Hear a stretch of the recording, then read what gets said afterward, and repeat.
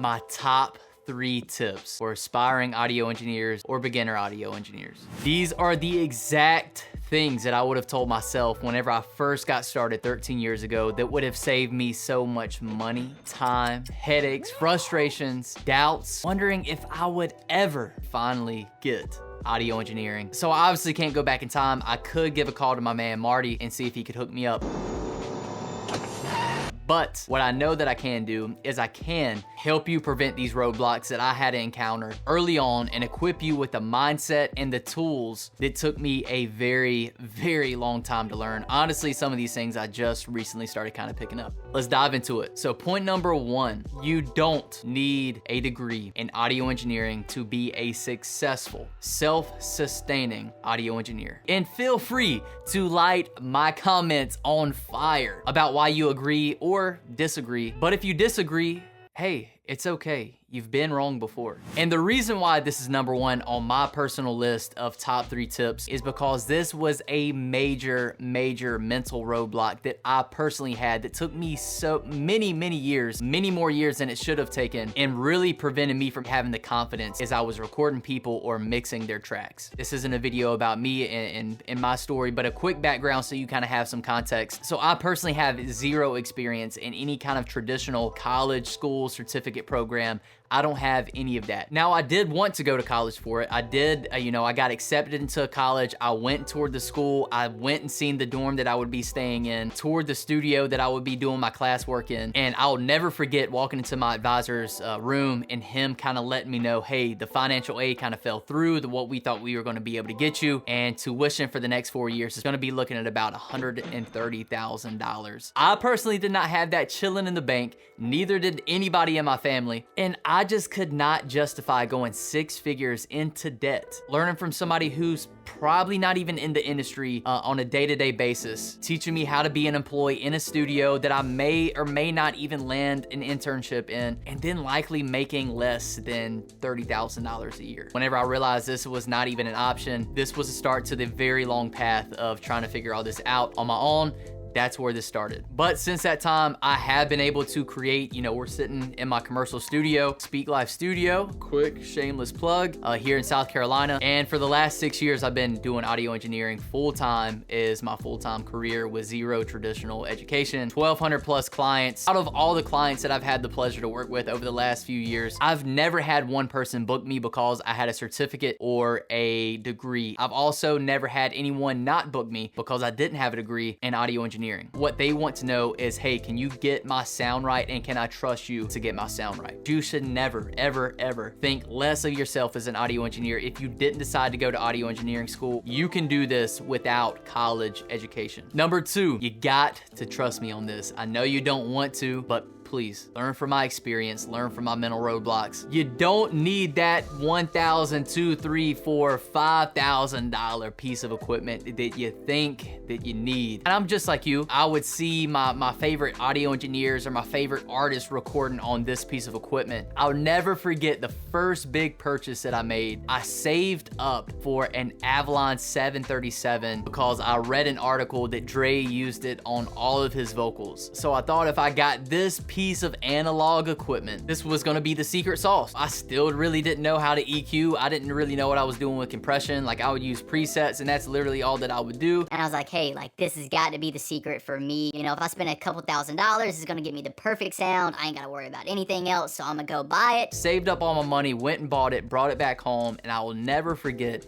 how let down I was. First of all, I didn't know even how to plug it up. So I had to do search a YouTube video on how to even plug it up. And then from there, I had to search and find the settings that Dre used for his vocals, because clearly I didn't know how to use a compressor. Obviously, Avalon 737 does have a compressor. I was very let down. And this is not to say that this is not a great piece, because if you know what you're doing, the Avalon is an incredible piece of analog equipment. But I didn't know what I was doing. I didn't know how to use it. Doing it this way, it's like taking a burnt cake and trying to spread a bunch of icing on top of that burnt cake to make that cake taste better. You're not fixing the foundational problem. You probably just need to go back to the foundations and really learn to maximize what you've already got your hands on. Major key. My mouth's getting dry, forgive me. I promise you, if you resist the temptation, just take my advice in 13 years of experience. Don't go splurge no money. You're gonna save yourself much heartache, wasted money, wasted time, and you're really gonna speed up your learning curve if you really just deep dive into the foundational knowledge, the basics of really understanding your EQ, your compression, your reverb, your true foundational things. And as you start to kind of piece those things together, you start to really maximize your equipment. That's probably whenever I would start to consider, you know, maybe picking something else up. But whenever you do get to that point, one of the things that you're gonna realize, like I realized, is that these pieces of equipment aren't the secret sauce to getting that result. It's honestly just gonna kind of speed up your results. That way you're not having to spend quite as much time on certain things to achieve a certain sound, but it's not the reason why you're getting the sound. So point number 3, you're doing better than you think you are. Now, if you haven't been putting in the work, you know if you have been or not, this is not for you. But if you have been working, you have been studying, you have been getting your reps in, you're doing everything that you possibly can do to become a better audio engineer, I can guarantee you that you're actually doing a lot better than you think that you're doing. Transparently, it took me years to start to develop confidence in my craft. I remember going through all these hours, late nights, early mornings, piecing together mixes or doing different recordings or rough mixes for clients and playing these songs up next to some of my favorite songs and my confidence just being thrashed. I remember learning different techniques, learning different hacks here on YouTube and applying it to my mix. As I'm mixing it in my home studio that I had at the time, I remember like starting to love the mix, and I was like, man, this is incredible. and then I would go play that thing in the car, and you know what happened next. I debated on, quitting audio engineering at that point. Wanted to throw it all away. I wanted to call Guitar Center and say, hey, can you please just buy my monitors? Can I please bring Pro Tools back, because this ain't it. This ain't for me. As quick as my confidence went up, that car test brought my confidence right back down. The thing about becoming great at mixing or becoming a great audio engineer is it simply just takes time.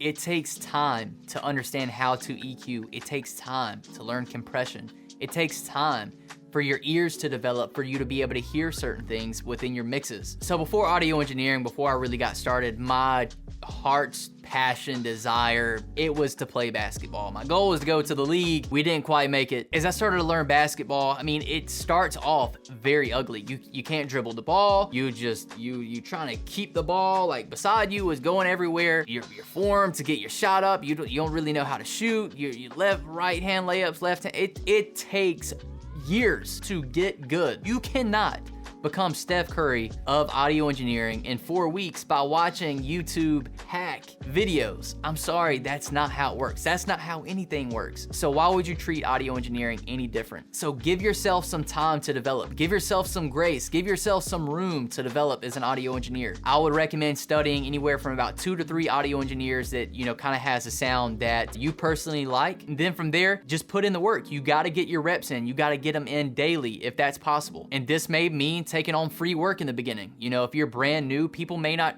trust you. People may not want to pay you money because you're just getting started. And if they're not, you still need to get your reps in. And so that may mean taking on some free sessions, taking on some free mixes, just so you can go ahead and kind of start really understanding how to EQ your vocals, how to hear things appropriately, how to make adjustments within the mix. You're here, you're taking steps forward to become the audio engineer that you desire to be, and you are going to be a better audio engineer by the end of the day by watching this video, by taking your next steps than you were at the beginning of the day. After years of going through all these mental hurdles that you're gonna be able to avoid by watching this video, I'm sitting here in my commercial facility, commercial recording studio here in South Carolina. If you're in the Carolinas or you wanna fly down, let's make it happen. We've been a commercial facility for 6 total years. We've got 1,200 plus clients. We do multiple 6 figures a year. So if I can do it, you can do it. You're doing better than you think you are. But that honestly wraps up the video today. So hey, last thing here, if you're brand new in audio engineering, one of the things that I mentioned a little bit earlier is my brand new course, the Record Radio Ready Vocals in Pro Tools. If you're wanting to learn how to record radio ready vocals in Pro Tools and want to dive into Pro Tools, you may want to go check out that course. It's ridiculously loaded with stuff, taking you from zero experience to recording radio ready vocals in Pro Tools in 60 minutes. You're getting the video training, you're getting the templates, you're getting the PDF files, all that good stuff. So hey, if this is for you, go check that out. I'll link it down in the description. But until next time, I'm getting out of here. Hopefully this added some value.